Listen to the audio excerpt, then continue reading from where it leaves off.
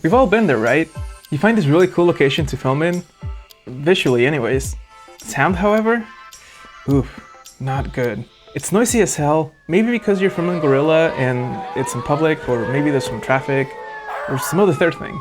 Well, a couple of months ago, Nvidia released their AI-powered noise suppression software, and it didn't suck. In fact, it was pretty impressive. But can we use that to fix it in post?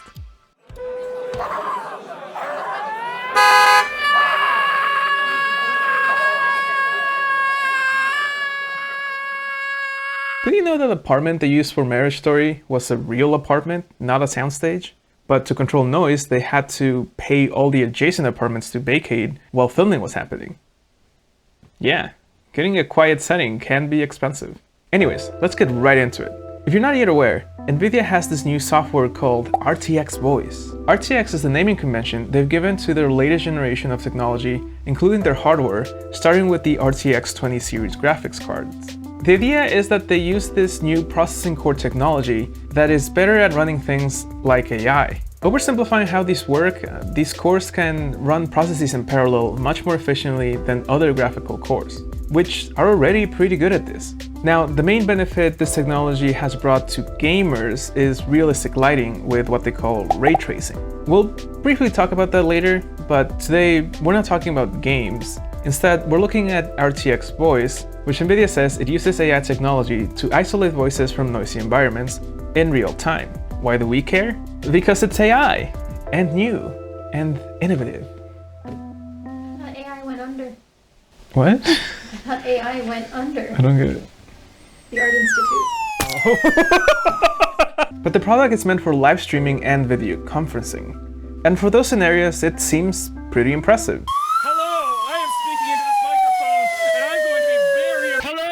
Speaking into this microphone, and I'm going to be very impressed if RTX going right up against even the best industry software for audio recovery, but in real time. So, while not intended for post-production audio, why don't we test it? Let's see what the future of post-production audio might look like. There's two specific scenarios I want to test, and in very specific ways. One from a client who sent us this project for editing. Emmy also happens to be in it. Anyways, it's a guerrilla-type production filmed with permission in a bar, but with clients still around. Oof. Production did all they could to mitigate the situation, filming with lavaliers and a boom, but the audio is still really noisy. The next is from our Valentine's short, Puppy Love. I wanted to keep production simple and tried to get away with just using lavaliers. However, given the nature of the short, there was a ton of rustling and mic noise in some scenes, so at some point we just had to break out a boom. But I want to see how RTX deals with this. Maybe next time I won't have to. Okay, so I'll let you hear the original audio straight from the recorder first. Then I'll try to improve it as much as possible inside DaVinci Resolve using its Fairlight tools. Followed up by noise reduction using Isotope's RX software, what I and many others would consider the industry leader in audio recovery. I'll even compare it to its own voice isolation tool. I won't include too many details as to what tools I used and all of that, since A, I am not an expert in this, and B, anything I do will work well for these clips only and not for every case. Finally, we'll listen to what RTX Voice can put out with different intensities. So here we go. You don't think I know that I'm pathetic and that I haven't figured my shit out still? And what are you gonna do? Just leave me and go find someone who's weirdly successful at 30? Is that it? You think I'm... You don't think I know that I'm pathetic and that I haven't figured my shit out still? And what are you gonna do? Just leave me and go find someone who's weirdly successful at 30? Is that it? You think I'm... You think I'm happy with... You can't do it. You don't think I know that I'm pathetic and that I haven't figured my shit out still? And what are you gonna do? Just leave me and go find someone who's weirdly successful at 30? Is that it? You think I'm... You don't think I know that I'm pathetic and that I haven't figured my shit out still? And what are you gonna do? Just leave me and go find someone who's weirdly successful at 30? Is that it? You think I'm... You think I'm happy with... You can't do it. You don't think I know that I'm pathetic and that I haven't figured my shit out still? And what are you gonna do? Just leave me and go find someone who's weirdly successful at 30? Is that it? You think I'm...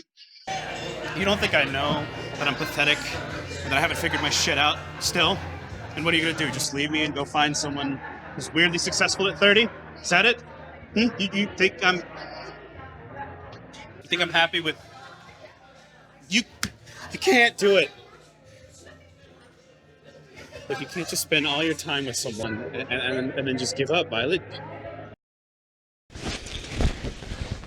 I have to tell you something. Okay, yeah, what? I'm into some kind of weird stuff. Okay, like what kind of weird stuff? You know, just like spanking Yeah. and dirty talk. If you could just choke me a little and throw me to the bed. Oh. It's a little out of context. You should go watch it. Okay. I have to tell you something. Okay, yeah, what? I have to tell you something. Okay, yeah, what? I'm into some kind of weird stuff. Okay, like what kind of weird stuff? Just like spanking Yeah. and dirty talk. If you could just choke me a little and throw me to the bed. Oh. Okay. I have to tell you something. Okay, yeah, what? Weird stuff. Okay, like what kind of weird stuff? Just like spanking Yeah. and dirty talk. If you could just choke me a little and throw me to the bed. Oh. I have to tell you something. Okay, yeah, what? Weird stuff. Okay, like what kind of weird stuff? Just like spanking and dirty talk. If you could just choke me a little and throw me to the bed. Oh. I have to tell you something. Okay, yeah, what? I'm into some kind of weird stuff. Okay, like what kind of weird stuff? You know, just like spanking Yeah.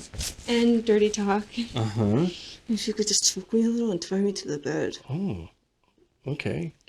Okay, so now that you've heard all the samples with different processing applied, I'm curious to know what your thoughts are down in the comments. Which one do you think sounded best? Why?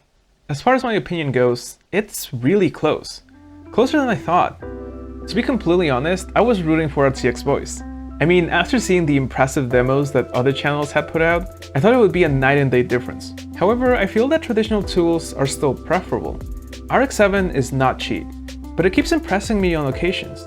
It has a lot of tools, and sure, there's a big learning curve to knowing what to use, how much of it to use, and even the order in which you use these tools matters. The interface is also nothing to rave about, and while you do get access to most of the tools as plugins, they're not as powerful, and a lot of times using them in real time means adding a lot of lag to your audio stream, making your editing software unusable, even resulting in missyncs when exporting. Round trip is definitely the way to go. At least this has been my experience using it alongside DaVinci Resolve. RTX Voice, on the other hand, if we ignore the fact that I had to do all sorts of shenanigans to get it to work for this specific case, it works in real time. It only has one adjustment knob, well, bar. Nothing to learn. It's supposed to be super user-friendly, as plug and play as possible. I actually wish it had other adjustments, but I get it. They're not targeting post-production.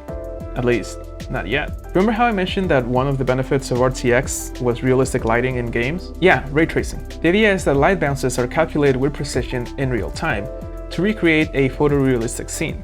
This technology, however, was not invented by Nvidia, and it was not meant for games. It's a CGI tool that makes VFX scenes look really good, and we're just now starting to see a version of it in games. Wait, hold on. I thought of a better way to say this. Whatever. Nvidia didn't invent ray tracing. Instead, it took a rendering technique that was previously used only in CGI and film production, which involved a realistic calculation of how light actually behaves in the real world, and made it work in real time for games, making it mainstream. It then took a couple years to improve and morph until the film world looked back at it and said, wait a second, we can do this in real time now? We don't have to wait weeks at our render farms? And now we're starting to see the virtual production revolution, where we take scenes, we render them in real time, and we use them alongside actual production. It's way better than green screen, and it's changing film forever. In the same way, I see RTX Voice as this tool that was previously only used by film and audio restoration, being put out into the mainstream. Again, it'll take a couple of years until this really matures and improves, But then we'll start seeing it as plugins, and maybe in our phones and our headphones, then on our cameras and our audio recorders. And once that happens, it'll change film production again, forever. And that's all for today. Like this video if you liked it, subscribe for more, and I'll see you guys next time. Oh, and if you're wondering why the screen back there is playing back in real time, the monitor is being powered by a battery. I will be posting a video on that soon. Subscribe. It's completely wireless. There's no wires. I know you probably think I'm cheating because it's on the desk, so the wires are being hidden, but Pick it up. look, here's a clip of I can't. It's